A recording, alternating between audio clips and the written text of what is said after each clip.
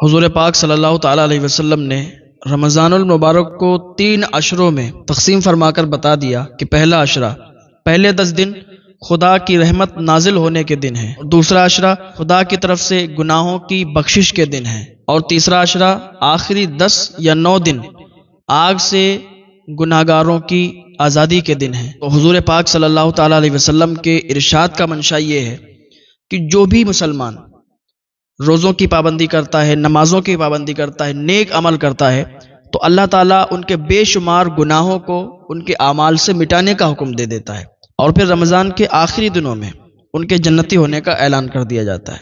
تو رمضان شریف کا مہینہ چل رہا ہے، اللہ تعالیٰ نے یہ مہینہ ہمیں دیا ہے، اور ہماری زندگی اتنی ہو گئی کہ ہمیں یہ مہینہ نصیب ہو گیا۔ اپنی قسمت پر ناز کریں، اللہ کا شکر ادا کریں۔ ہمیں چاہیے کہ رمضان شریف کے پورے روزے رکھیں اور رمضان شریف میں زیادہ سے زیادہ عبادت کریں۔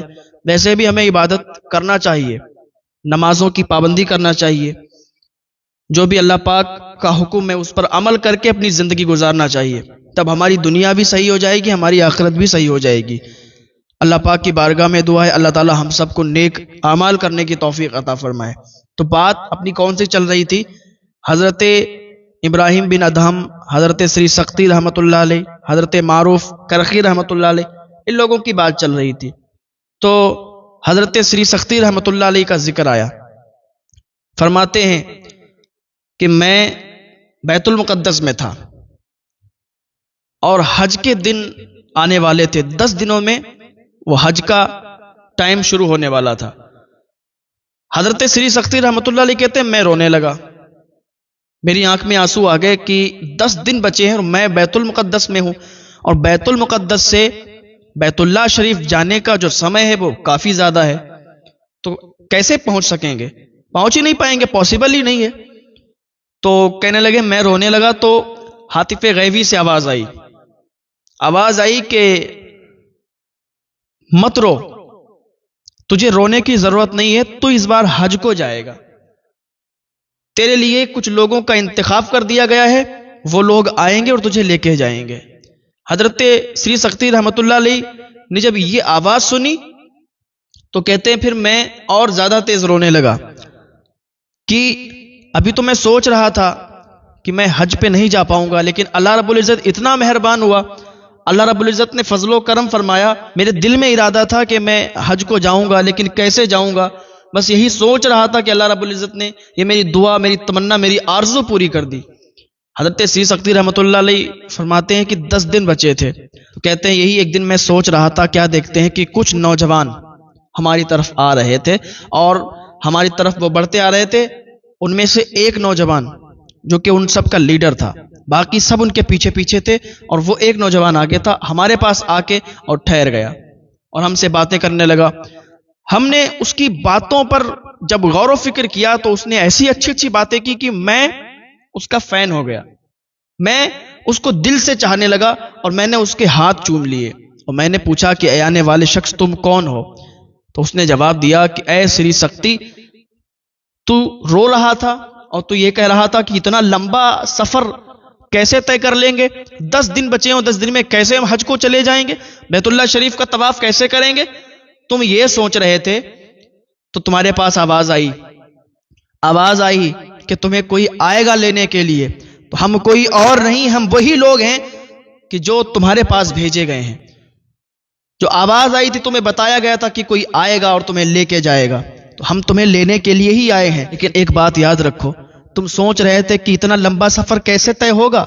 سنو، جو سورج ہے یہ مشرق سے مغرب جاتا ہے، مشرق سے مغرب یہ چکر لگاتا ہے، اور ایک دن میں ہی اس کا چکر پورا ہو جاتا ہے۔ کیا مشرق سے مغرب تک تھوڑا فاصلہ ہے؟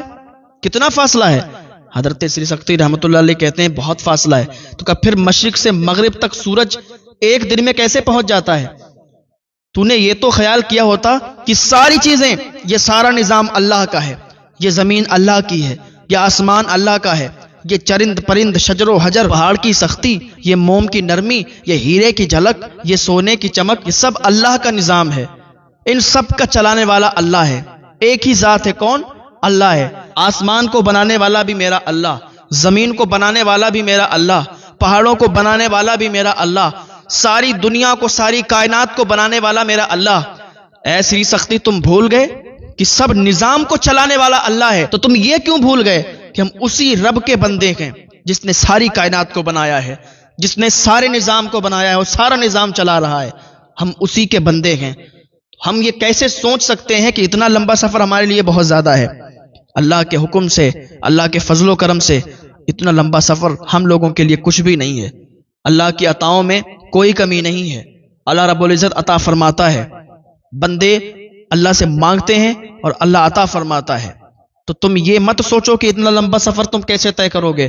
یہ سارا نظام جب اللہ چلا رہا ہے، ہم بندے اللہ کے ہیں، اللہ کی بارگاہ میں دعا کریں گے، ہم یہاں بیت المقدس میں ہیں، ہماری نظر اٹھے گی تو سامنے مکہ معظمہ آ جائے گا۔ حضرت سری سختی رحمۃ اللہ علیہ فرماتے کہ میں رونے لگا کہ واقعی یہ بات حقیقت ہے۔ حضرت سری سختی رحمۃ اللہ علیہ اس کے پھر ہاتھ چومتے ہیں اور کہتے ہیں جیسی آپ کی مرضی۔ وہ جو نوجوان تھے وہ نماز ادا کرتے ہیں اور نماز ادا کرنے کے بعد پھر وہاں سے چلنے لگتے ہیں۔ جب وہاں سے چلتے ہیں تو ابھی تھوڑی دور ہی چلے تھے تو کیا دیکھتے ہیں کہ مکہ معظمہ سامنے نظر آنے لگا اور وہاں کے محلات، وہاں کے پہاڑ سامنے نظر آنے لگے۔ میں رونے لگا، میری آنکھوں سے آنسو نکلنے لگے۔ واقعی جو اللہ چاہتا ہے وہ ہوتا ہے۔ ہم بیت المقدس میں تھے اور تھوڑا سا چلے اور سامنے مکہ معظمہ نظر آنے لگا ہے۔ اللہ والوں کی یہ شان ہوا کرتی ہے کہ ان کے لیے یہ زمین سمٹ جایا کرتی ہے، ان کے لیے یہ راستے، یہ سفر کوئی معنی نہیں رکھتے۔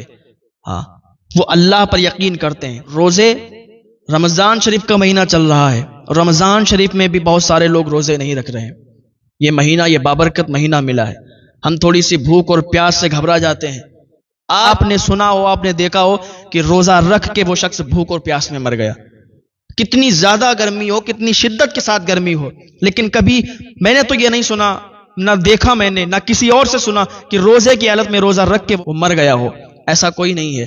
بس اللہ رب العزت پر یقین رکھو، اللہ پر بھروسہ رکھو۔